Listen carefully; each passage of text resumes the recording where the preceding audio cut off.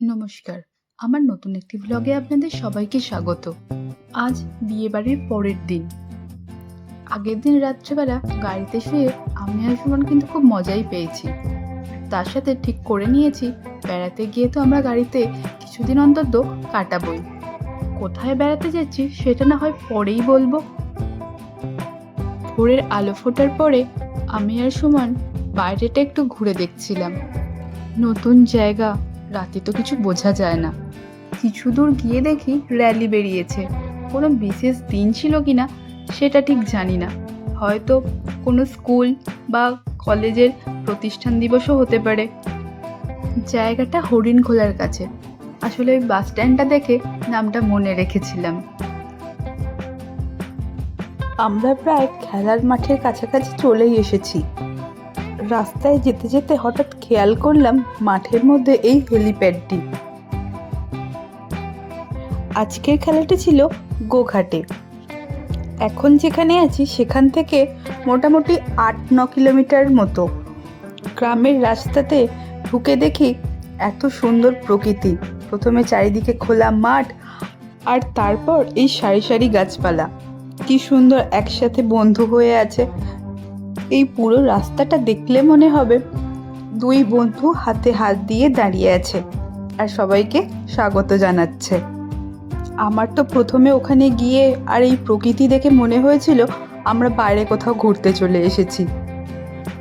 যে গ্রামে আমরা খেলতে যাব এখান থেকে আর একটুখানি, আর এই বড় দিঘিটা দেখে আমার আর সুমনের মনে হয়েছিল এখানে এসে কোনো একদিন আমরা দিঘির পাড়ে বসে পিকনিক করব, সেই আগের বারের মতো। চারিদিকে মাঠ আর ধান জমি, আর মাঝখান দিয়ে রাস্তা এঁকে বেঁকে যাচ্ছে। আর কিছুটা গিয়ে দেখি একদিকে ধান জমি, ধান রয়েছে, আর বিপরীতে এই মাটির বাড়িগুলো। আমরা খুব সকাল সকাল বেরিয়ে পড়েছিলাম, কারণ সুমনদের খেলা ছিল দ্বিতীয়, আর এখানে প্রথম খেলা শুরু হওয়ার কথা ছিল 9:30 থেকে, আর ওদের খেলা 10:30 থেকে। কিন্তু 10:30টাতে গিয়ে দেখি কেউ আসেনি। উপরন্তু তখনও মাঠ সাজানো চলছে। খেলা শুরু হতে হতে প্রায় 12টা বেজে গিয়েছিল। যার জন্য আমরা খেলাটা খেলতে গিয়েছিলাম তার বাড়িতে আমরা কিছুক্ষণ ছিলাম। খেলা শুরু হতে দেরি হচ্ছিল বলে তারপর কিছু খাওয়া দাওয়া করে আমরা আবার মাঠে আসি। তখন সবেমাত্র খেলা শুরু হয়েছে, আর এই মাঠ প্রদক্ষিণটা চলছিল ফাইনালের আগে।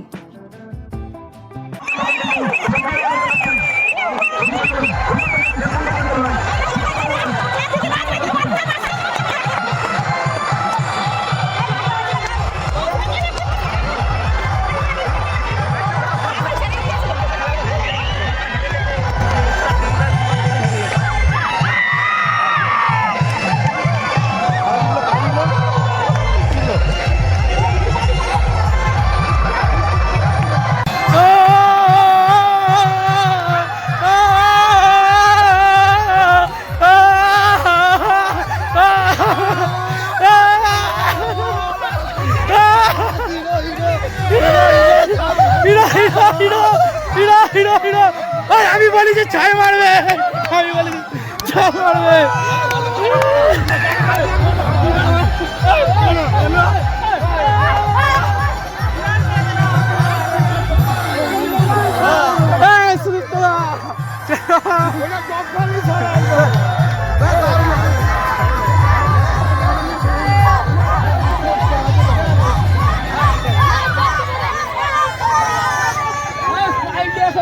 স্প্রাইট নিয়েছো, স্প্রাইট নিয়েছো।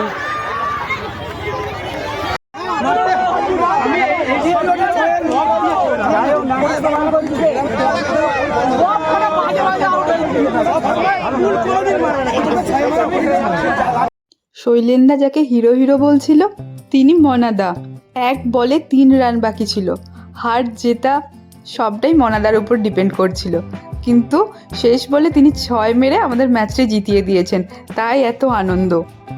সুমনের শরীর খারাপ থাকায় ওর আর আমার সারাদিন কিছু খাওয়া হয়নি, তাই সুদীপ্তদার বাড়িতে গিয়ে আমরা খাওয়া দাওয়া করার পর দেখি ওই ল্যাবটা, তারপর একটু আদর করে আমরা বেরিয়ে পড়ি বাড়ি যাব বলে।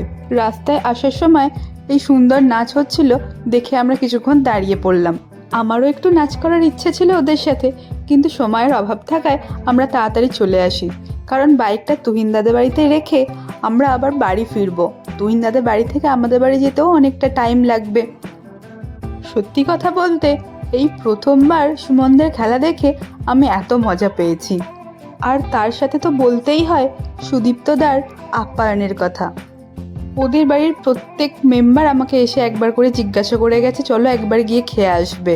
আর তাছাড়া প্রত্যেক প্লেয়ারকে স্টেশন থেকে আনা, আবার তাদেরকে দিয়ে আসার, তাদের খাবারের দায়িত্ব সবটাই তিনি করেছেন। আমার আর সব প্লেয়ারদের এত আনন্দের কারণ এত বড় ট্রফি আমরা শুধু দেখেইছি, কোনোদিন জিততে পারিনি, এই প্রথমবার জিতলাম।